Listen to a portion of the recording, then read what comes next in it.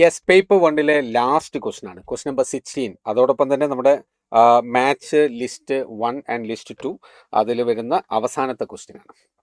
Yes, എന്താണ് question? List 1 shows various functional dependencies of energy on atomic number Z. Energy associated with certain phenomena are given in list 2. Okay, അപ്പോൾ list 1 എനർജിയും അറ്റോമിക് നമ്പറും തമ്മിലുള്ള റിലേഷനാണ് E proportional to Z², E proportional to Z-1 whole square. Okay, practically independent of Z.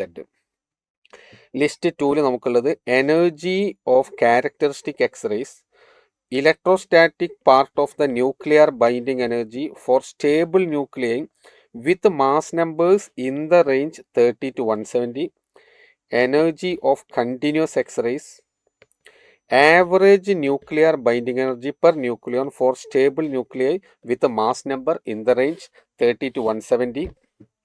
Okay, energy of radiation due to electronic transition from hydrogen like atoms. Okay, അപ്പോൾ ചിലതൊക്കെ നമുക്ക് ഒറ്റയടിക്ക് തന്നെ പറയാൻ പറ്റുന്ന കാര്യങ്ങളുണ്ട്. അപ്പോൾ നമുക്ക് ഏറ്റവും അവസാനം പറഞ്ഞത് energy of radiation due to electronic transitions from hydrogen like atoms.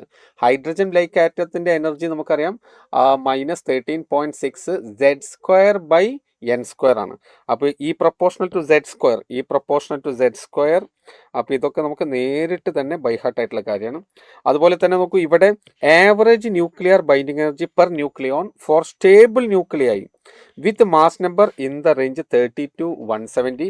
ആ ബൈൻഡിങ് എനർജി പെർ ന്യൂക്ലിയോണിൻ്റെ ഗ്രാഫ് നമുക്കറിയാം, ഇതങ്ങനെ പോയിട്ട് ആൾമോസ്റ്റ് ഒരു കോൺസ്റ്റൻ്റ് ആയിട്ട് നിൽക്കുന്ന പോർഷനാണത്. എന്ന് വെച്ചാൽ ആ ഭാഗത്ത് അത് എന്തിനെ ഡിപ്പെൻഡ് ചെയ്യുന്നില്ല? അറ്റോമിക് നമ്പറിനെ ഡിപ്പെൻഡ് ചെയ്യുന്നില്ല. എന്ന് വെച്ചാൽ ഈ 4 എന്ന് പറയുന്നത് നമുക്കിതാ ഇവിടെ S4 ആണ്. അപ്പോൾ അതിൽ നിന്ന് തന്നെ നമുക്ക് ആൻസറിലേക്ക് എത്താൻ പറ്റുന്നുണ്ടോ നോക്കാം. അതായത് P5 ഇതാ ഇവിടെ ഉണ്ട്, അത് ഇവിടെയുണ്ട്. അപ്പോൾ തന്നെ നമുക്ക് അതാ ഇവർ തമ്മിൽ ഇതാ അത് രണ്ടും നമുക്ക് ഇഗ്നോർ ചെയ്യാം. Now what else is there? ഇവിടെ നമുക്ക് Q അല്ല, ഇവിടെ S4 ഇവിടെയും S4. അപ്പോൾ S കൊണ്ട് തീരുമാനമില്ല. അപ്പോൾ നമുക്ക് നോക്കാം. അപ്പോൾ ഫസ്റ്റിലേക്ക് എനർജി ഓഫ് ക്യാരക്ടറിസ്റ്റിക് എക്സ്റേസ്.